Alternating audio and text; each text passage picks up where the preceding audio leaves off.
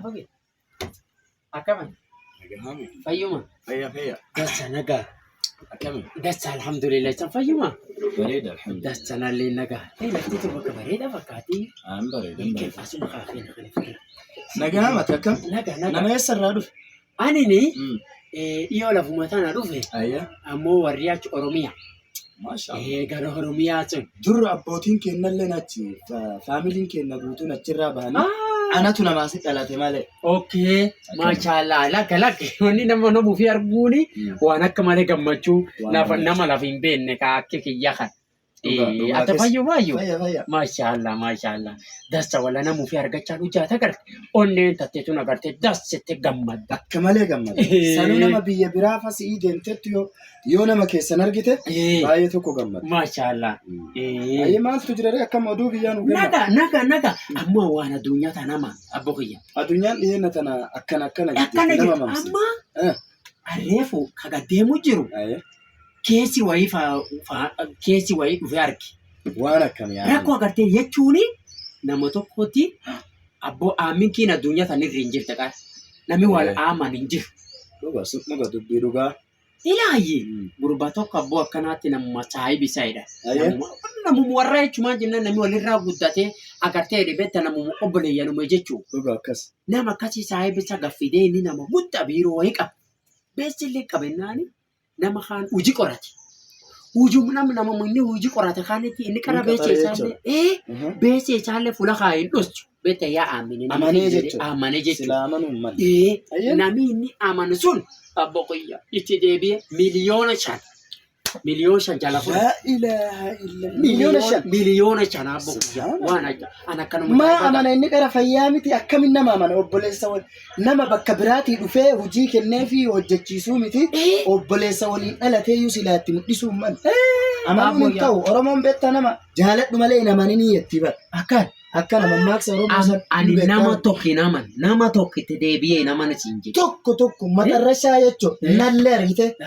Wal barannee mi hin gammaddee magaman nagar nallee namani. Dhugaa. Nami bitaayu nami atammanteetti dhufe si jeesalle mish lakkoo walirraa hatan si ajjeesalle. Nama amanu jira. Nama si bilbila. Na falaashee fakkaata. Machi gaafatu bakka fiicaanii mana fiicaanii deemuu fedha. Mana fiicaanii asii. Asiin deemi. Garanaayu. Asiin Asiin seena. Mani taatu achi keessa toofa keenya irra buuti mana fiicaanii fakkeenya buuti. Bilbili kana si dhiisa eegi. Waan kana naa laali. Gad deebi'aa dhageette. Rakkoo qabu. Dur asumaanii. Asiin seen asiin akkas. Akkan inni dhufaa boqiyyaa. Amuntaan dhufaa.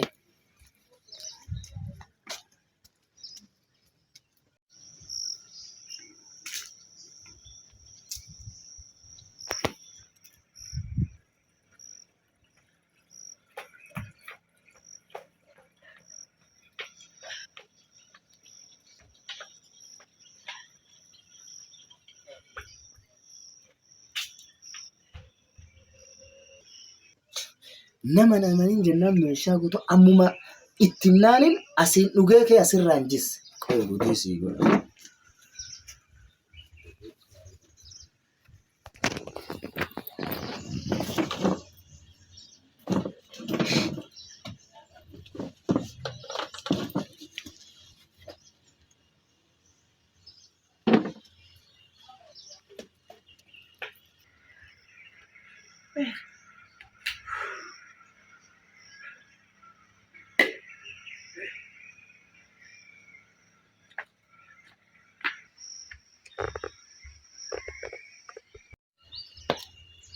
Apa ya? Apa ya?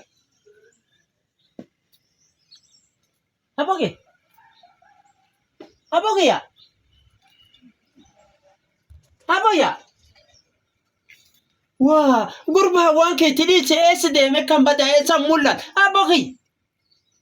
La ilaha illallah.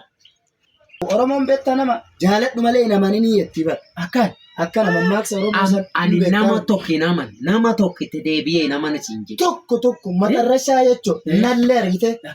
Wal barannee mi hin gammaddee magaman nagar nallee namani. Dhugaa. La ilaha illallah yanati minalle na manina je Allah yanati fukum indinu yanati Allah ya waki ya badalla bilbili jolle tinabit Allah bilbili yumna bida ya bira de beri ba fukum enu gafat maka isang gafat enu be gafat maka isa enu ereti Allah nasum fukum kana natibe nama manani jiru Allah nasum guys Allah nasum guys enu gafat ayatu Allah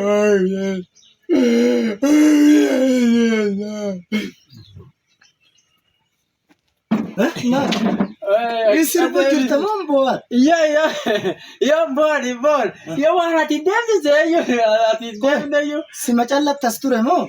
Daima watu bau jira. Ya. Anu ma diko na meta wangari. Ya ka wana ti dem se bita na azu na jefte. Me bilbil na ken. Bagi ki yalle na ken dum. Na betat. Aboya refu aswal entertainer refu mutan maboya wan kici dise bilbil kici dise de Na betta kana diftan wan takka na garreyan. Yero diftulla kan ma difte mo wayi diftin be wan. Aboya kan challa ambisite bagi asir kaede asir bagi Anin garre wana tasket len garre. Aboya anin bagi asir kaala asir kubata Abo na timbe wan utu atsis mura malta yenne. Fayyamti yet. Udu ati yemuti gargale ci garci se bagi ki me aboya bilbil ki ga jona Anin beku himbe kwan. Akami bela aboya wanki Akaminna ati koy. Asije sake wanki ke na sije kan si ya da dike Gire. Wana singa maddo. Ati fayya abda ko. Fayyan kam Si dukuba. na duku Ani ka sinjedu. Nalle tokkoffa na namanini sinjed atuyu waan nama amanu nama godhu jirtu ya gartee dhufte nattimte. Obboleessa keelleen amanini nalleen amanini sinjede. Addunyaa yeroo kana Oromoo mammaaktee nama jaalladhu malee amanini namaan jetti.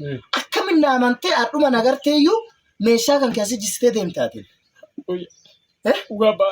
Dhuga baanta boya mataan ki asin jiru ati qaranu taana kan inaamani na wan nuti bani asumatti ammallee irraanfanne abboyya waan cuf nu saamani numaatu saama abboyya dhiifamu hafude abboyya Asiin sitti mee asiin jistite kanaaf atammaa achi nama wayii bira dhiise jedhe sii fuudhee dhufa. Abboyya galatoo sila nama bira taate nama hama taate dhuga yana saamate nama sodaa rabbi qabu hin taane siin deebisu meeshaa kana sii fuudhee dhufa sii galee. Abboyya galatoo abboyya sila yana saamate dubbi yanatti mani asiin dhaga'ee keessa jis eessi geessi. Me waan kiyanaaf biyyaayyuu nami naamani naaje akkamiin qadicha amminee yoo akkamiin jalqabayyuu is aman. Allahu akbar dhuga yawana barsiisi. Kota boya kot galatom aboki galatom naaken galatom aboki. Kanaafu namuu nama namanii sii galee. Ayyee Jaaladhu malee abbaa feete namanii. ayyee Amma deemi diqqoo turiiti waan feete yaamadhuuti wayita kaate deemi nagaha. ayyee aboki Ayyeetu. galatom. Ari yawana barsiisi gurbaan kun arra yawana barsiisi. Nama cufaa minuun hin ta'u. Ilaahi amma Soomaliyyoo watti jabaatan. Bati sinaan rakkan mu'aa cufu bira na chaamatanii anar bilbilki malee deema.